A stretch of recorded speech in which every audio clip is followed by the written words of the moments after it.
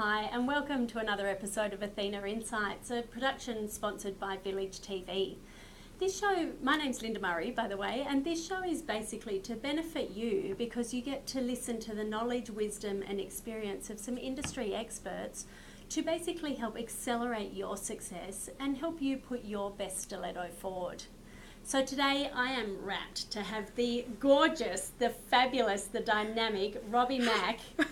Already? Oh, I know. That's how we roll. So welcome, Robi. Thank you, Linda. Fantastic it's great to be here. you. Very happy to be here and share. Great to have you.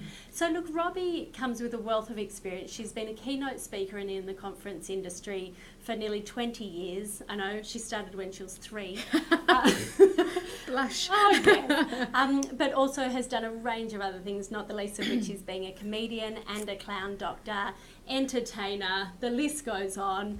I've known Robi for years, and one of the things that I just adore about catching up with Robi is she is just this, you've got this contagious bundle of energy to you, which is just such a pleasure to be around. Thank you. I put it down to red cordial. Oh, good. No. And lollies. And lollies. No, I used to. Exactly. So look, it's only fitting that I'd have the gorgeous Robi Mack here to speak to us today about how to best position yourself from the stage or in front of people, and essentially how to create presentations through dynamic delivery. That's it. She's the woman that can I'm pack the a punch. woman. And I'm only 5 foot, so it's a big punch for a short woman. Exactly. We've got her on the high chair. I know. Fantastic. Well, great to have you here. Thanks for having me. So look, can you start by telling us why is it so important in this day and age, do you think, for business owners, executives, any sort of professional to be able to present in a dynamic way? Well, I think the key thing is that everything needs to be engaging.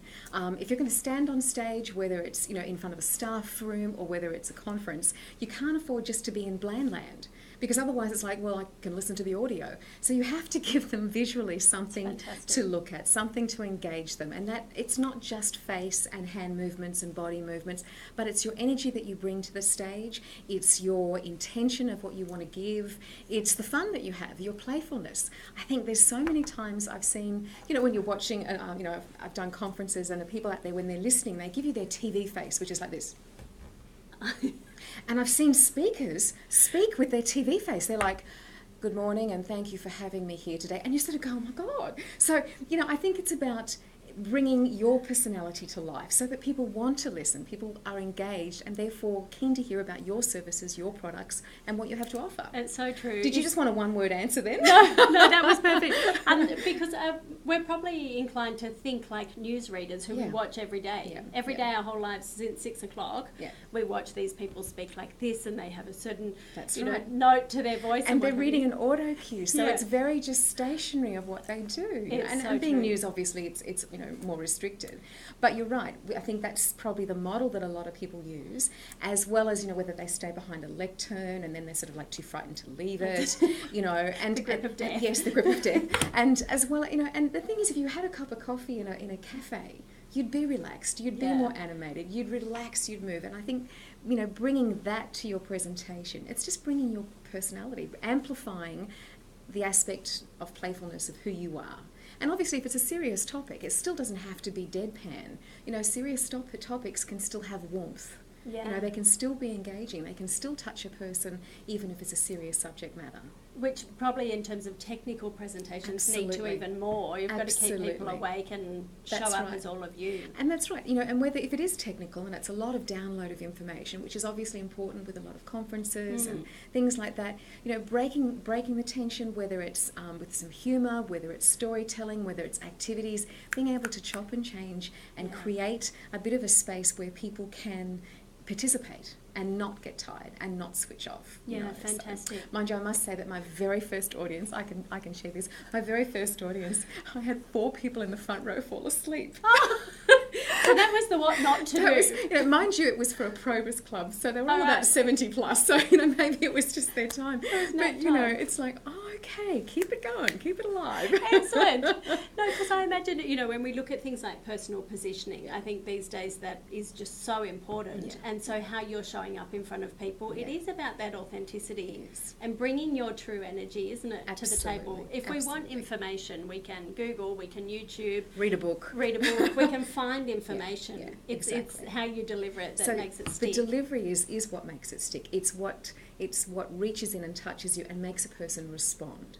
So, and I think that, one of the art of presenting, it's also about bringing your vulnerability to the table. And that's scary, because I would say that probably most people are nervous about public speaking. Yes. Isn't it? The fear of public speaking is up there with death and divorce. I think it's number one. Is it number one? Death is number two. I don't know where divorce rates now that so many more are happening. I know. So, I think because it's such an anxiety-filled thing to do, there is definitely the need to learn about it, to get some coaching, to work it, to be prepared, to, I think the more preparation you do, the more clarity you have, the more articulation, you bring to the piece, and the more likely people are going to respond and hear what you have to say. You want them to experience you, not just hear you, but experience you. And that's the difference between a dynamic delivery and reading a book. Yeah, fantastic. So you've just mentioned a few of the key points to having that dynamic delivery. What else should people be thinking of? Okay. So clarity, staging, your energy, participation, are you meeting their needs, their questions, getting a sense for the audience, so that, are they tiring? If they're tiring, then it's time to do something, to break it, to give them something. Sometimes it's a matter of just getting up and giving them a stretch, because they've been sitting for a few hours, People tend to, I'm so tired. So there's lots of things you can do to keep them, in a long presentation. Short presentations, you can have fun with them because it's short, sharp, in and out kind of thing. Yes. So it's a little bit more entertaining. If you're doing a long workshop, then you've got to manage the state of the whole room for the day or half day. And as a speaker, it's your responsibility to do that, isn't it? Absolutely. You've got to be mindful. So it's not only about the information that you put out. That's important. Your message is absolute key. But at the same time, you've got to be assessing the room and noticing what's going on over here, and noticing that someone's leaving, or noticing that somebody's nodding off, or they're hitting the lolly jar, or, whatever's going on, so that you can sense the audience and their needs and respond to them accordingly. And that way they'll feel that you're on their side, that you're actually listening to their needs as well as giving to them the information you want to get across. And Robbie, how much of that can you prepare for? Because I imagine part of it is almost planned spontaneity. Things that you... Got the little toolkit. You anticipate that they'll need certain energy breaks and what have you, and then another part of it, you've just got to fly with it. You do. In the room. And as I say speaking and as I say room, I don't necessarily mean a room of 100 people. It could be a boardroom. Exactly. It could be a meeting that you have every week. Exactly. This is where you get to practice and really show up and present in a dynamic way. Oh, definitely. And again, I think, the importance, whether it's, around a board table, whether it's 10, whether it's 50, whether it's 500, it is about managing your state and what you bring to the room and what you bring to your audience, and by engaging them with your energy, you lift them. They often say that people often don't remember what you say, but they'll remember how you make them feel. That is so true, isn't it? If you have given them an experience, they'll walk away going, remember, Yes. And that way they'll be more likely to remember what you did say because they had an experience with you. They're engaged. And that's why I think dynamic delivery is really important. And sometimes we have to deliver on information that we know isn't that exciting. That's right, so have some fun with it. Yeah. Name the pink elephant. Okay, guys, we know this is boring, let's just do the ABC. Name the elephant, have some fun, as opposed to thinking, you're going to be presenting, something that's absolutely new, when in fact what you're doing is revising because everyone's forgot, not doing what they're supposed to be doing. Yeah, and so, name it, just name it. This is what we're doing. Keep the pace, make it fun.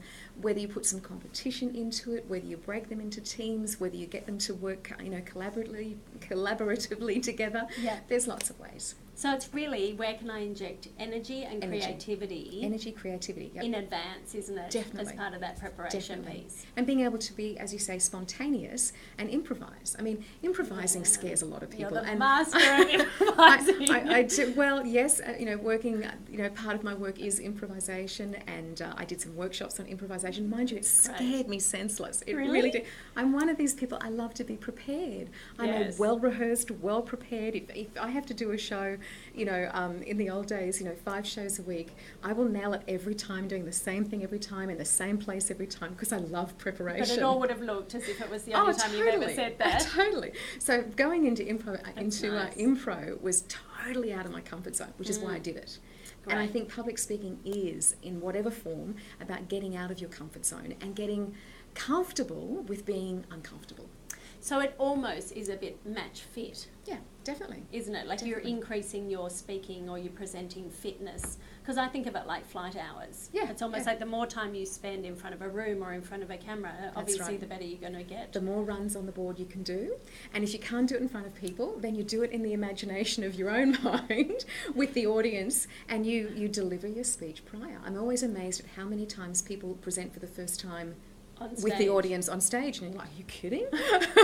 I've done it, so hundreds, in front of hundreds, in my lounge room. So you line up the dog, the kids' toys, all the Legos toys, the Lego people. All the Transformers, they're there. They're there, my best audience, they don't answer back. Fantastic. And so what are some of the core difficulties that people experience? Because as you said, it is such a big fear for people. Definitely. Why is that? Why does that happen? I don't know why it's a fear. No, I do. Well, my thoughts on why it's a fear is I think it's because we feel exposed. It's that, stepping out from behind the veneer that we like to present, very well groomed and put together, but we can't, like to put ourselves on the line, we risk being assessed and judged and, God forbid, rejected. So therefore there's a lot of anxiety around that, whether it's unspoken and unknown or whether you are aware of it. I think the idea of putting yourself up front is just very daunting. It's that whole vulnerability piece I mentioned. Yeah, right. So, dealing with that, and then what happens from that is when the nerves kick in, the adrenaline kicks in. So, and adrenaline is a great hormone, a great chemistry to get you going, and there's adrenaline junkies that love it. But if you have too much adrenaline, you get what's called adrenaline amnesia, and you'll get on stage, you'll start and then you go, oh, what was I saying? And you just blank. And it's just too much adrenaline. So managing your state prior to going on stage or prior to going into a boardroom or prior to coming to do a television series, you've got to manage your own personal state so that you can give the best delivery. So what tips do you have for someone, in terms of pre-management, but then in that moment where you do have that mental blank? Okay, so I've had both happen. So adrenaline for me, I feel it's like butterflies. It's so fast. Or elephants. It depends on like, oh my God, what am I doing? It's huge. So for me, it's like trying to do something counterintuitive. If my body's going fast, I breathe very slowly. So I'm deliberately, consciously, deeply, slowly breathing. So some people like to be in the room and get the buzz and be all, hyped when they do it. I'm not one of those people, but there are people like that. So I personally like to bring it down and just calm, because I know the adrenaline's going to kick the moment I walk on stage. Yeah, right. So it's like by bringing this part down, when this part kicks in, hopefully there's a balance. Fantastic. Is my plan. Yep. When I do go blank, again, I own it. Sometimes you can cover it because sometimes I think you're delivering so fast that what you're thinking about is it happening at the same speed that you're talking. True. And so there's no gap. Whereas really you want to be speaking a little bit more slowly so that the thoughts are coming in as you're speaking. So it's this sort of separate timing of what you're thinking, and after you think it, you're saying it.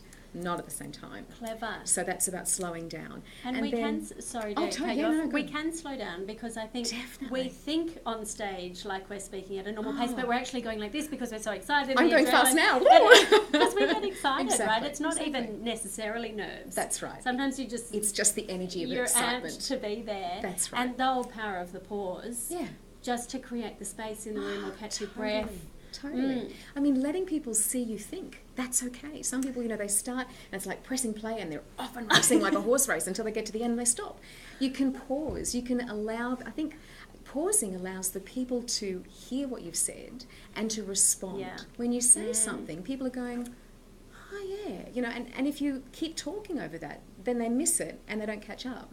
So space and pausing is just imperative. I like thinking that movement on stage and pausing and silence is like the punctuation of your speech.